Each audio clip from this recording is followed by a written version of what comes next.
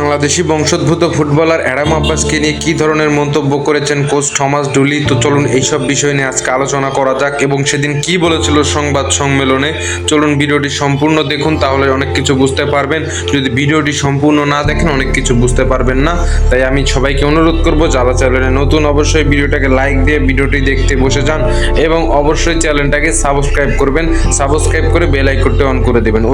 আমাদের সভাপতি সাহেব তাবিদ আওয়াল তিনি কিন্তু জামাইকান এই ফুটবলারকে বাংলাদেশে আনার জন্য রাজি করিয়েছেন এবং কোচ থমাস ডুলি তাকে নিয়ে ইতিবাচক কিছু প্রশ্ন করেছেন।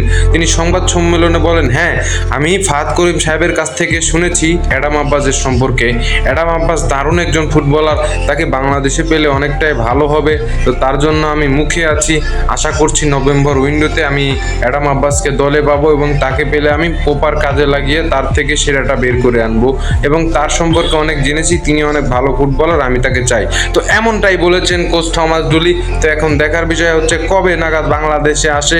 ফাহাদ করিম সাহেব নিশ্চিত করেছেন যে অ্যাডাম আব্বাস নভেম্বর উইন্ডোতেই বাংলাদেশ ফুটবলে এসে যোগদান করবেন এবং কোচ থমাস ডুলিও মুখিয়ে আছেন তাকে নিয়ে কাজ করার জন্য, কারণ তার মতো একটা স্ট্রাইকার পাওয়া খুবই বিরল।